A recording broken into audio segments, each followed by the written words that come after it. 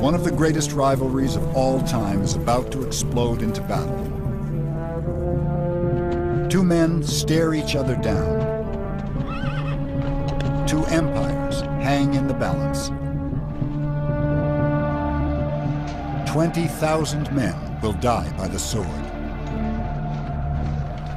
The Roman army is preparing to face the first true threat to its survival, the ancient empire called Carthage. Their leaders are two of the greatest military strategists who ever lived. The fearsome African called Hannibal, and the bold young Roman named Scipio. Whatever its outcome, their contest will change the face of the world for all time.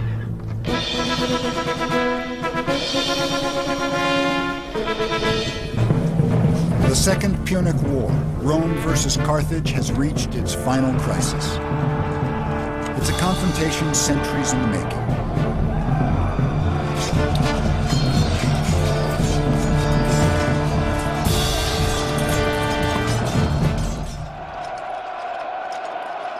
The Roman legions have been a formidable fighting machine since their earliest days. How an amateur army from a minor city grew into a force capable of conquering the world is one of the ultimate success stories of history.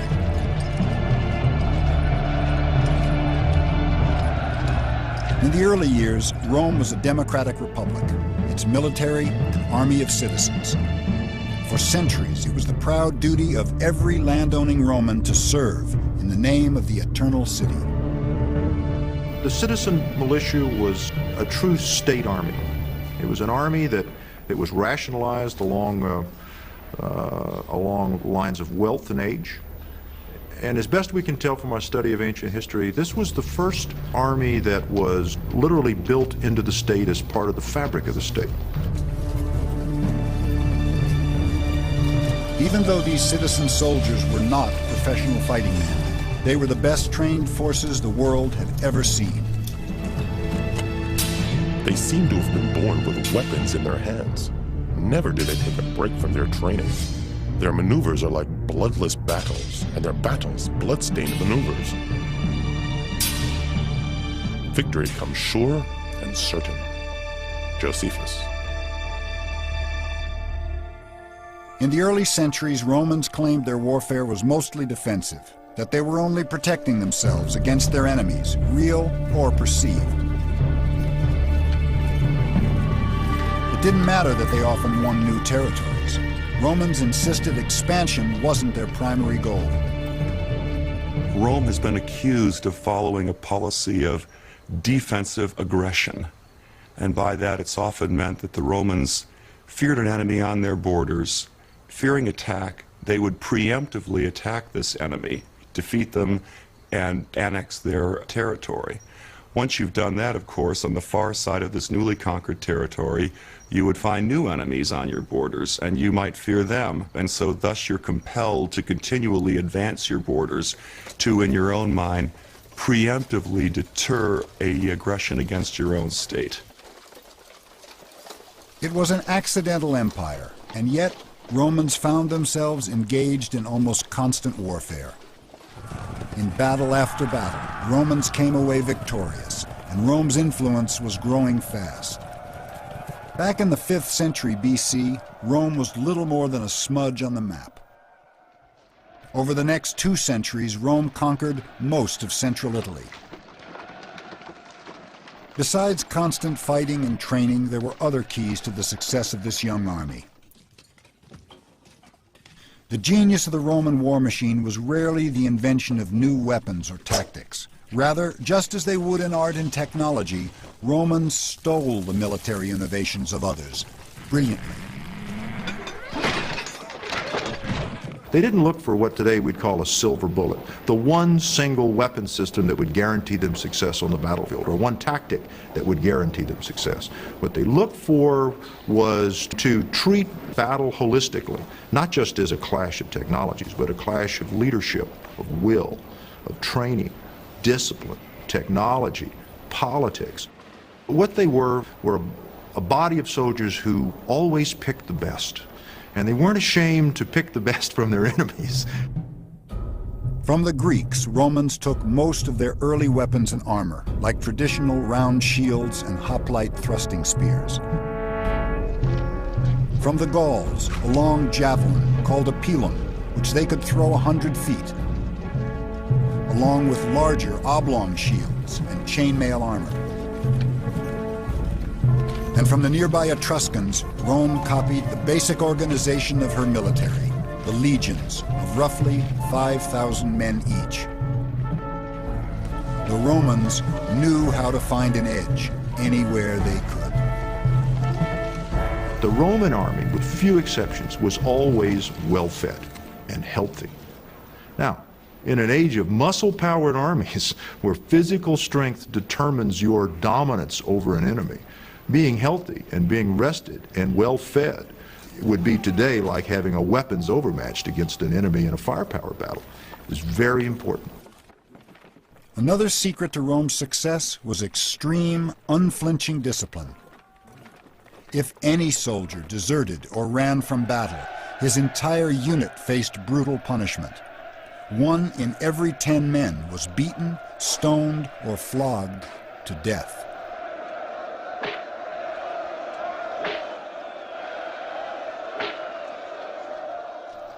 Every Roman soldier knew retreat was never an option. It was a policy that often made the difference between victory and defeat.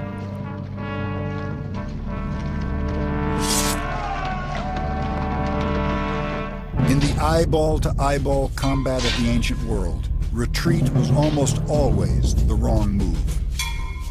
2 men armed with swords and shields find it surprisingly difficult to seriously wound or kill each other. Until, that is, one of them turns and runs. It's far easier to stab an enemy's unprotected back and sides. And so, the bloodiest slaughters occurred when an army panicked, turned their backs, and ran. Thanks to their unwavering discipline, the great Roman legions just didn't panic. By 260 BC, Rome controlled more than 52,000 square miles, the entire Italian peninsula south of the Po River, and she would not stop here. Rome's reach across the map was now bumping elbows with another, much older empire, Carthage. This powerful empire controlled much of North Africa, Spain, Sicily, and Sardinia. First settled by traders from what is now Lebanon, the city of Carthage was founded in 814 BC, before Rome was even a collection of mud huts. Called the Great Jewel of the Mediterranean, Carthage was rivaled by no other city on earth, least of all young Rome. Little is known about the Carthaginians, who left behind almost no written record. What is known comes from archaeological finds and stories passed down by the Greeks and Romans. But one scrap of evidence about Carthage overshadows all others, a bizarre ritual that struck even the Romans as utterly barbaric. The god Baal Hammon demanded human sacrifice from the ancient Africans. Carthage gave him her children. In a sacred ceremony, a priest lifted up the child, strangled him to death, then burned the small body in a ritual fire. These carved stones mark the graves of sacrificed babies. There are thousands near Carthage. Hundreds of children at a time were killed in the desperate attempt to bring rain in times of drought or repulse an enemy in times of war. Romans claimed that child sacrifice was the root of Rome's hatred for Carthage. More likely, the African Empire simply stood in Rome's ambitious way.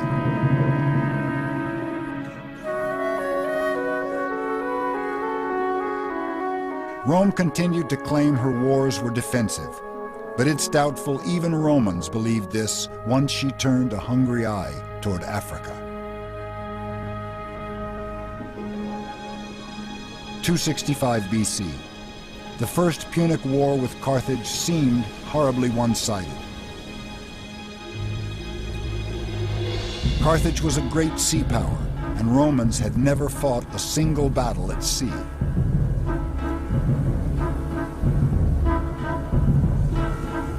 And so the Romans, in order to fight a naval war, had to develop a navy. And they got a break early in this war when they found a Carthaginian warship that had accidentally washed up on the shore of the Italian coast after having been abandoned by its crew during a storm. And they closely studied the Carthaginian vessel. They took it apart, found out how it was built, and then built hundreds of exact replicas of this Carthaginian ship. So the Romans now had a fleet. New to naval warfare, the Romans had to find a way to turn things to their advantage. They soon found the answer. Instead of bombarding from a distance, Roman soldiers boarded the enemy's ships using a specially designed plank called a corvus. In hand-to-hand combat, Roman legions were just as deadly as on land.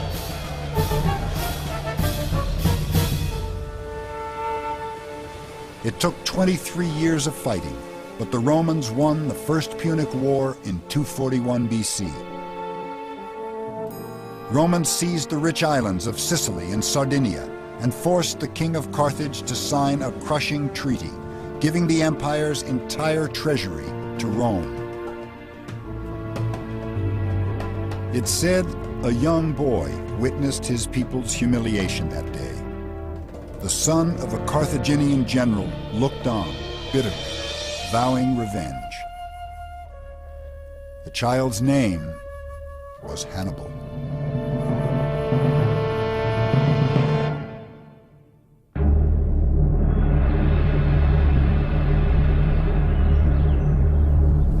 Two decades after Carthage lost the First Punic War, Hannibal was now a soldier, the leader of his nation's military.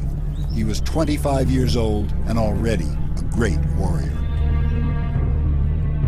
Fresh from the conquest of Spain, he reminded his troops of his promise to punish Rome. Year after year you have fought with me and won. Steel your hearts to march forward, to halt only at the walls of Rome. But attacking Rome wouldn't be easy.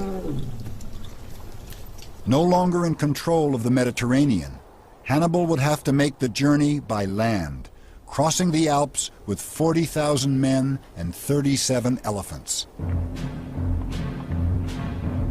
Autumn, 218 BC. Man and beast trudge for months over cruel terrain. Their serpentine parade stretches more than 15 miles. Hannibal's troops are professional soldiers, well-equipped and well-trained, and yet the long journey takes a grim toll. When they finally make it through the mountains, 1/3 of Hannibal's men are dead. Most of the horses and all but one of the elephants have perished, and yet the survivors march on. Even before the first battle, Romans see Hannibal as a potent threat.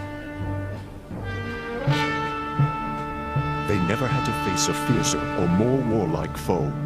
Carthage had long been an enemy of Rome, and they were bringing with them countless Spaniards, already battle-hungry, and would soon be raising Gauls with their insatiable appetite for blood. War was coming, and it would be fought in Italy in defense of the walls of Rome. Livy. The Roman Senate raised 6 new legions, more than 30,000 men. The Second Punic War was begun. This time the deciding factor wouldn't be manpower, but strategy. Most Roman commanders were political appointees with little battlefield experience, no match for a military genius like Hannibal. Hannibal had a spark. I mean, he had many things that made him a great leader. I mean, he knew how to motivate troops, he knew how to innovate on the battlefield, he knew how to make the optimum use of the tools at his command. But in addition to that, he had that spark. He had the ability to read an enemy and find that one maneuver that would cause the enemy to collapse. In battle after battle, Hannibal humiliated the Roman legions. The most devastating defeat was the Battle of Cannae. Here, Hannibal, though badly outnumbered, managed to surround the Romans and slaughtered them. 50,000 Romans, more than half the entire Roman military, killed in the worst defeat Rome ever suffered. At last, Rome saw Hannibal for what he was, the first true threat to her survival. For 15 long years, the war against Hannibal dragged on, and large areas of southern Italy defected to him. Hannibal never lost a single battle, and many wondered how long it would be before he attacked the city of Rome. It was widely expected, of course, that he would take the city, but Rome was heavily fortified. Hannibal seems to have not had proper siege equipment.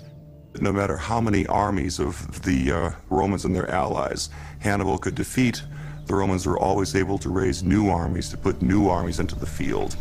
And ultimately, Hannibal failed to take the city.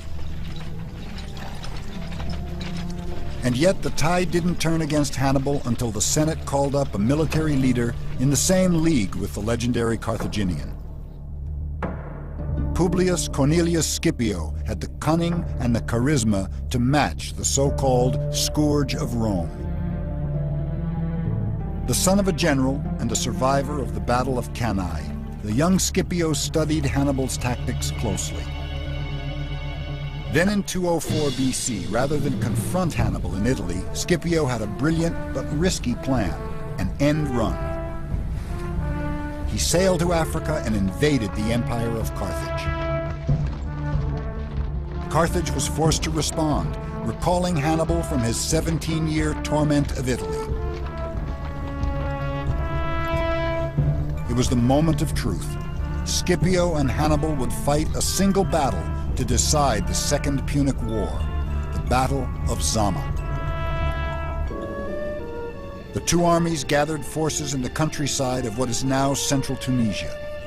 Outside the ancient city of Zama, Scipio confronted his arch-rival, Hannibal.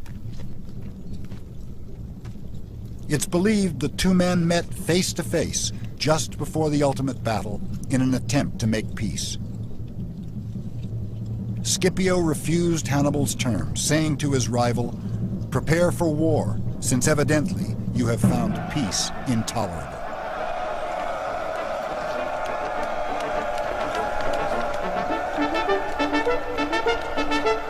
The two sides were well matched, with about 34,000 men each, but there were crucial differences. Hannibal had been resupplied with 80 of his dreaded elephants, but Scipio had drilled his troops in new tactics for dealing with the great beasts. The Roman troops would form long corridors to funnel the charging elephants away from the front lines where they do the most damage. Scipio also had the support of thousands of local Numidian cavalry who defected from Hannibal. Renowned as the best cavalry in the world, the horsemen added to Scipio's edge.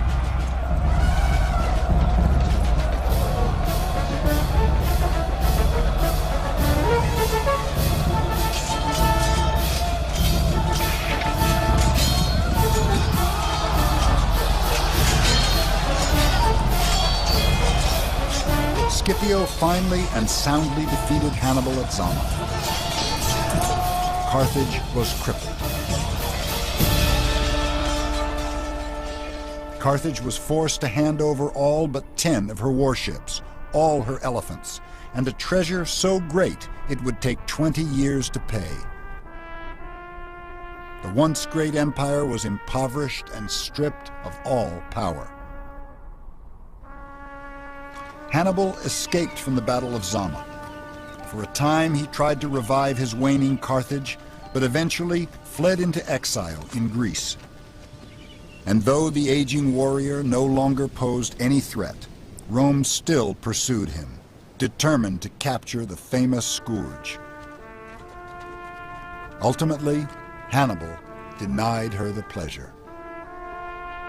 Let us free the Roman people of their long-standing anxiety, seeing that they find it tedious to wait for an old man's death. It is no magnificent victory to defeat a man unarmed and betrayed. With that, Hannibal put a drink of poison to his lips and drained his cup. But even Hannibal's suicide was not victory enough. After so many years of war, Rome still saw Carthage as an enemy and could not abide her survival in any form. In 146 BC, Rome destroyed the African Empire once and for all in the final Punic War, slaughtering 500,000 people. The pearl of the Mediterranean is ground into dust. Carthage is no more. Rome now controlled the entire Mediterranean, along with parts of Spain, southern Gaul, and the Italian peninsula. At the same time, Rome's power was spreading eastward. In all, Roman armies held more than 250,000 square miles.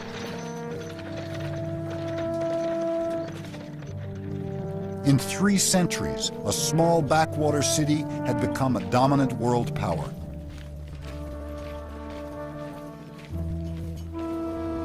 In the past 50 years alone, she more than tripled her domain. Her military was the most successful fighting force the world had ever known. No power on earth could truly threaten her, and every nation in her reach had reason to fear. But success wasn't all it's cracked up to be. More than a century after the wars against Carthage began, Rome was left drained, both financially and emotionally. War-weary Romans had lost hundreds of thousands of sons to bloody battles in faraway lands. Surviving soldiers had been fighting so long, they barely remembered their homes. One thing became clear.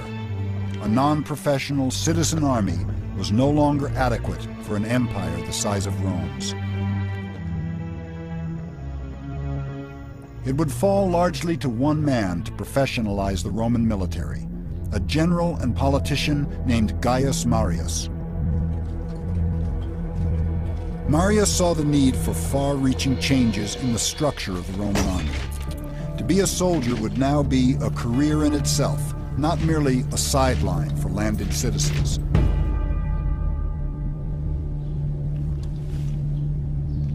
Marius recruited even the poorest Romans into the legions and issued them standardized equipment, making them the best outfitted soldiers in the ancient world. Including weapons, a soldier carried at least 80 pounds on his back, earning troops of this era the nickname Marius's Mules. Rome's first true professional soldiers were even more fit and better disciplined than earlier armies. But the biggest change of all, this new class of warrior had a special relationship with its commander. When they became veterans, Marius would personally see to it that his men received a grant of land, often in recently conquered territories.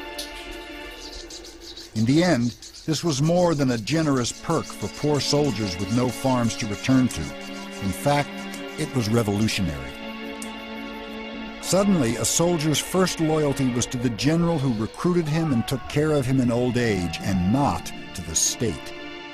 For the first time, the soldier looked to the general, not only for allegiance, but for pay, for retirement benefits, if you will.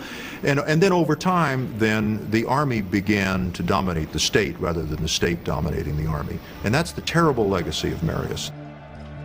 Powerful generals now controlled their own private armies. Soon, they would use them however they saw fit, even against Rome herself.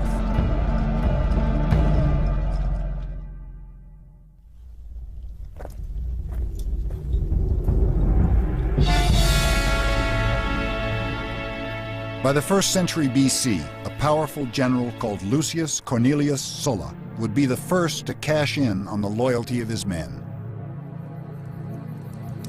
And Sulla was famous for commanding the affections of soldiers. It was Sulla more than anyone else who set the example. In order to corrupt and win over the soldiers of other generals, he gave his own troops a good time and spent money lavishly on them. He was thus at the same time encouraging the evils of both treachery and of debauchery. Plutarch. In 89 BC, when the Senate ordered Sulla to hand over control of his army in southern Italy, he refused, and his troops remained fiercely devoted to him. Armed with 6 renegade legions, more than 30,000 men, Sulla then did an astonishing thing. He marched on the city of Rome. Once in control of the city, Sulla's soldiers went on a bloody rampage. Hundreds of Sulla's political enemies were then rounded up and executed, and he was the first among several generals who was to use his military forces in this way. Sulla planted his own supporters in power and quickly left the city in peace, but nothing in Rome would ever be the same. A Roman general used his troops to enforce his own political power.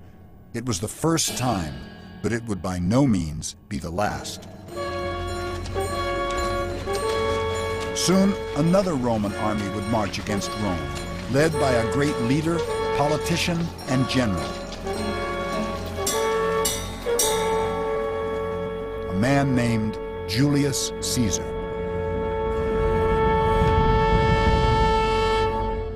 He was a slightly built man with soft and white skin who suffered from headaches and was subject to epileptic fits. He was particular in his personal appearance and dress, was clean-shaven, and was sensitive of his premature balding. Plutarch. Shrewd and intense, the future dictator clearly saw his path to power. Only by victory on the battlefield could a politician hope to be taken seriously as a leader in Rome. Now 40 years old, Caesar needed a war to win, and the obvious choice was to make one of his very own in a place called Gaul. The Senate named Caesar governor of 3 provinces, Illyricum, Cisalpine, and Transalpine Gaul, the only parts of Gaul Rome controlled. Caesar hungered for the rest. The Gauls had long been the most powerful and successful people of northern and central Europe. By Caesar's time, they dominated the lands of modern France, England, and Ireland. The Romans considered them barbarians, but Gallic culture was actually quite advanced. And yet, what the Gauls were most famous for was their bloodlust in battle. They excelled in psychological warfare. They wore body paint and caked their hair with lime and mud, terrifying the methodical Romans. 5 million Gauls stood between Caesar and the glory he craved. If he could add the lands of modern France to Roman territory, he would hugely increase his reputation and his power. In 58 BC, on the excuse of stopping a Gallic tribe from entering Roman territory, Caesar moved his legions into Gaul. And for the next decade, the bold general does precisely what he set out to do: conquer. Tribe after tribe, battle after battle, Caesar prevailed against the Gauls again and again. By Caesar's own accounts, it was a slaughter.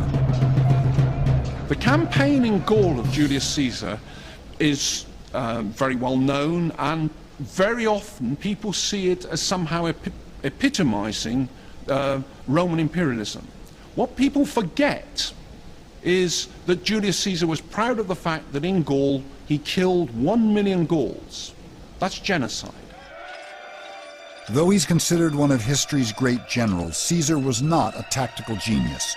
Instead, he had incredible fortitude and a genius for inspiring others. Caesar won the devotion of his soldiers by marching alongside them, eating the same food and sleeping on the ground as they did. He forged a military machine during these campaigns, the likes of which had not really been seen prior to this in Roman history. He built an army composed of troops that were fanatically loyal to him, particularly the legionary infantry who fought along with him.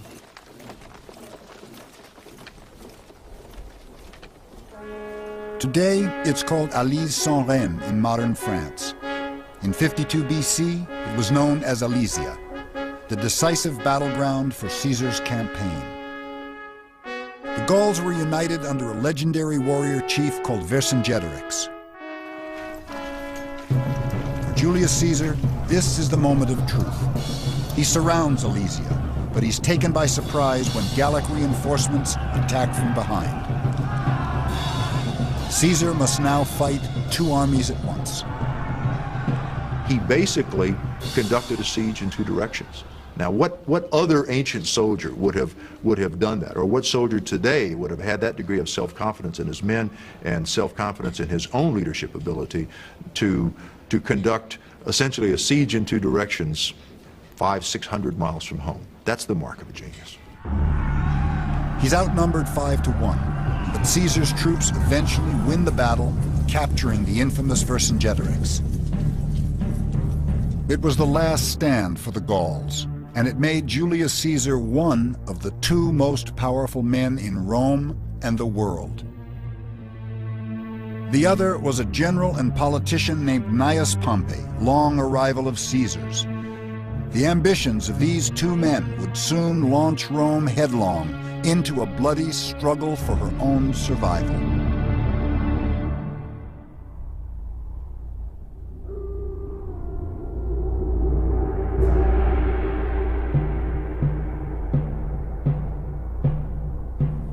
It was never a raging torrent or a great river, but it was destined for a place in history.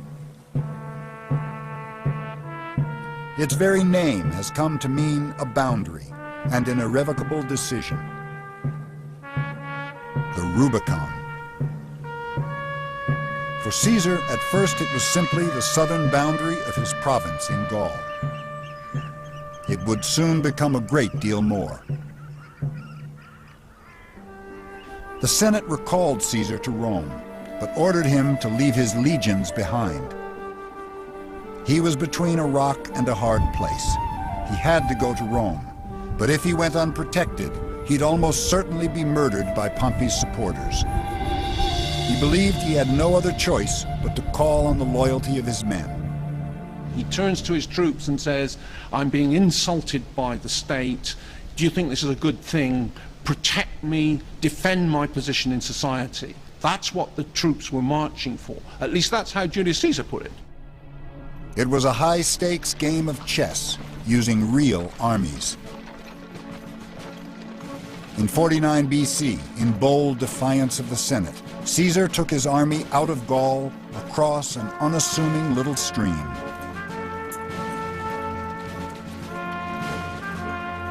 We can still turn back, but once we cross that little bridge, we will have to fight it out. The die is cast. Julius Caesar. The moment his army crossed the Rubicon, his intent became obvious to all. Caesar was marching on Rome into civil war. The army of one Roman general against another, legion against legion. Caesar defeated Pompey, but the bloody struggle for power raged on. Even after Caesar was stabbed to death by the Senate in 44 BC, civil war and anarchy tore Rome apart. For 2 decades, Romans by the thousands died by Roman swords as one general after another entered the fray.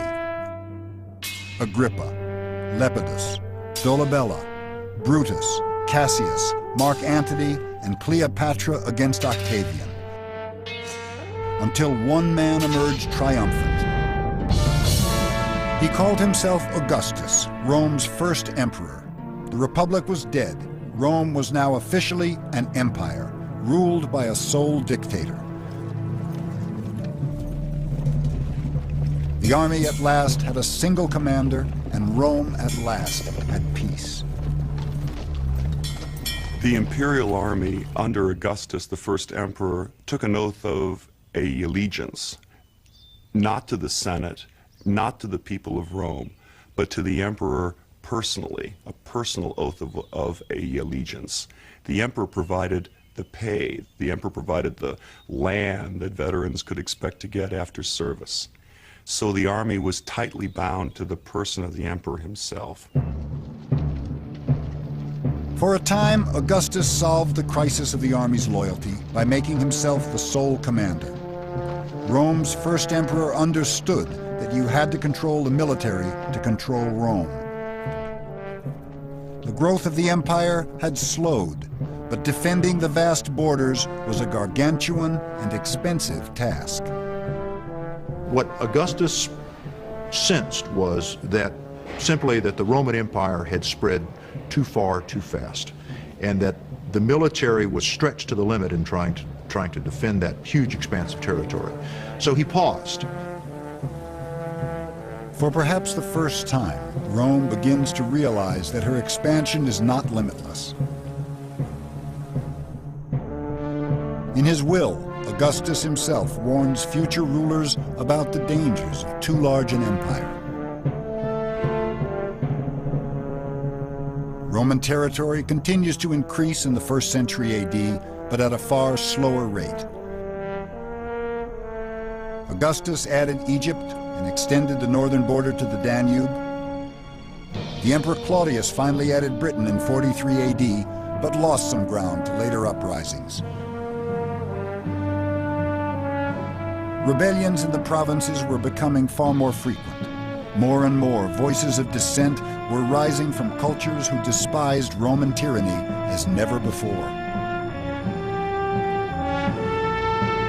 The Romans are deadly.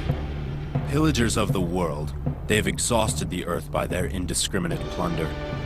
A rich enemy excites their lust for wealth. A poor one, their craving for power. Robbery, butchery, and rape, they call government. They create a desert and call it peace. Cagakus. In 66 AD, one relatively minor uprising in far-off Judea would come to haunt the great Roman Empire. A minor religious sect called the Jews rose up against Roman tyranny, passionately resisting Rome's pagan religion. Jewish rebels took control of Jerusalem, then Judea and Galilee. It took 2 years for Rome to reclaim all but Jerusalem, and 2 more years before the legions ruthlessly took back that city as well. Roman troops burned the sacred Second Temple of Jerusalem and rampaged through the streets, carrying off holy treasures. They massacred all who fell in their way and burned the houses along with all those who were hiding inside. Soldiers ran swords through so many that they choked the streets with the dead and deluged the whole city with blood. So great was the flow of blood that it often actually quenched the flames. Josephus.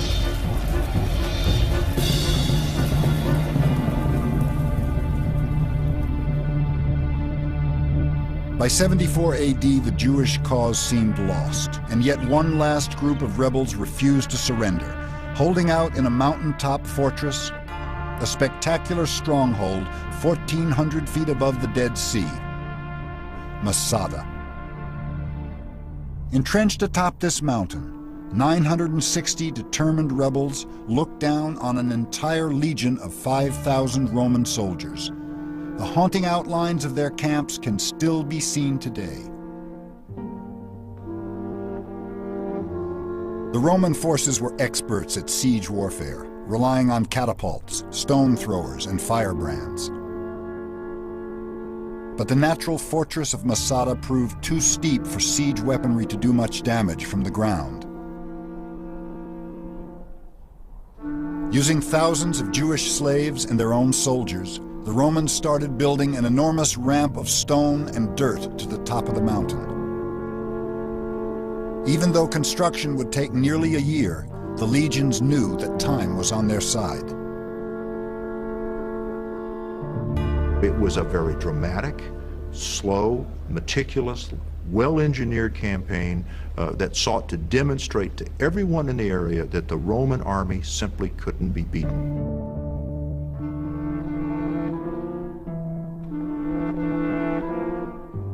4 years after the fighting began, the ramp was complete. Romans bombarded the fortress and set it ablaze.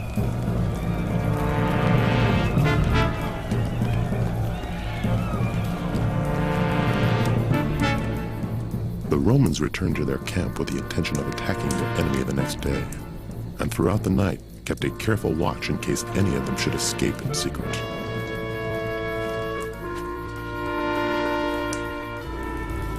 But there would be no final battle. In a sense, the Jewish zealots did escape defeat and death by Roman arms.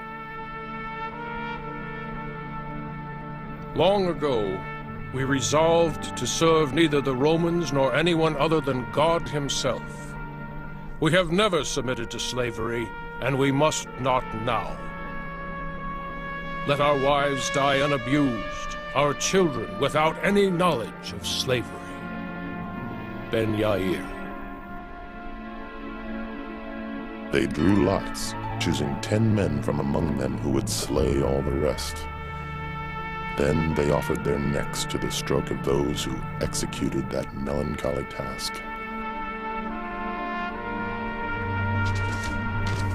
And he who was last of all examined those who lay on the ground, and with a great force of his hand ran the sword into his body up to the hilt.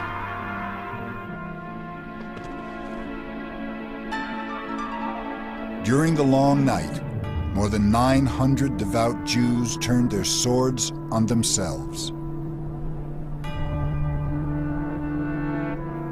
When the Romans came upon the rows of dead bodies, they did not exult over them as enemies, but admired their resolve, and the way so many of them had shown an utter contempt of death in taking their own lives without a tremor.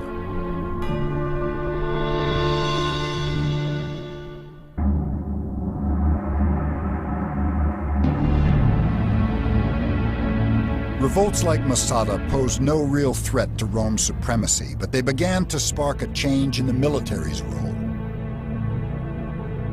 Scattered uprisings continued to trouble the empire, little by little turning Rome's great army of conquest into an army of occupation. Trajan was the last Roman emperor to substantially add to the empire. Under his rule in 117 AD, the Roman Empire reached 2 million square miles. Trajan added modern-day Romania, Armenia, and lands to the east, expanding the empire to its greatest size ever. He briefly held territory as far east as the Persian Gulf. The legions now patrolled a vast frontier, from the edge of the Sahara Desert to the frigid Carpathian Mountains. From this point onward, Rome concentrated on shoring up her empire. The days of conquest were over. It was the Emperor Hadrian who formalized this policy. Hadrian gets a sense of unease that he has pushed the empire out to its limits, and he did two things. He pulled the army back from its overextension, and then he built a series of beautifully engineered fortifications. The most famous of these barriers is Hadrian's Wall in northern Britain, where remains of the 73-mile-long chain of forts still stand nearly 2,000 years later. But walls proved only partially successful against a threat that would torment the Roman Empire until the very end. The Romans have a single word for all peoples without a written language. They call them barbarians. We tend to think of the barbarians as a collection of Conan the Barbarian and his buddies coming across the frontier waving their double-handed axes. This is quite far from the truth. By the time that the barbarians come across the frontiers, they're beginning to be Romanized. What these people wanted first and foremost was a place within the empire for themselves. No one knows exactly why they began to pour into southern Europe during the 2nd century AD. Perhaps climate changes or population growth. Perhaps the lure of the empire itself brought tribe after tribe into Rome. Little by little, pressure mounted on nearly every frontier. When German tribes attacked Rome's borders in 166 AD, it marked a bleak milestone. For the first time since Hannibal's invasion, the Roman Empire was on the defensive. For the next century, wave after wave of migrating peoples followed the Germans into Roman territory. Goths, Franks, Persians, Parthians, Visigoths, and more. And the edges of the empire would crumble until there was no more Roman Empire to penetrate. The dam had sprung not one, but 1,000 leaks. And by the 3rd century AD, barbarians were only one of the empire's mounting crises. It was a time when an emperor was far more likely to be assassinated than die of old age, and rulers frequently left no clear successor to the throne. Once again, the affections of the individual legions became central to political power. There came a point where the loyalty of the army became suspect, particularly in the 3rd century AD, when the empire, faced by barbarian incursions on the frontiers, faced by plague, by rampant inflation, some armies proclaimed their own commanders emperor and then marched on Rome, trying to seize power. It was a recipe for anarchy and disaster. Feuding legions proclaimed 30 different emperors in a period of just 23 years. Civil wars broke out frequently over who the true emperor was. Throughout much of the 3rd century, Roman armies were often engaged in fighting one another rather than in guarding the frontiers and protecting the security of the empire as a whole. The period of the so-called barracks emperors, the period of military anarchy, is a very interesting period to modern scholars, because I think what it shows is moral collapse of the military leadership in the Roman Empire. And it's a question of allegiance. If the army becomes more important than the state, then ultimately both the army and the state are doomed. And that's a terrific lesson for all of us in this day and age. Meanwhile, Rome's impressive record in battle was slipping. Apparently, the great legions had lost their edge. Many people are very keen to criticize the Roman army in the 3rd century because it suffered military defeat after military defeat. But we do need to remember that the Roman army had not fought an offensive battle for nearly a century. The Roman army had been patrolling the frontiers, not fighting wars. The low point came in 260 AD. The Emperor Valerian has spent his entire career fighting the Persians to the east with limited success. With his troops ravaged by war and disease, he's forced to do something no emperor has ever done: negotiate. But when Valerian arrives in modern-day Iraq to talk peace, he's taken prisoner. The emperor of the Roman Empire is made to kneel down on the ground before his conquerors, so the Persian king Shapur can step on his neck. It's a devastating blow to Roman pride. Shapur took the defeated Valerian back to his capital, and there, when he died, had him flayed, his skin dyed crimson, and he was stuffed and displayed in the chief temple. For Romans, it was a symbol of their utter military humiliation at the hands of a foreign power. It was not the end for Rome, not yet. But it was the beginning of the end. The Roman legions were no longer the invincible fighting machine that once conquered the world. The frontiers of the empire were no longer impenetrable. And Rome herself could no longer be said to rule the world. Less than a century after the first barbarians crossed into the empire, one ancient Roman saw this momentous time for what it was. Our history now plunges from a kingdom of gold to one of iron and rust.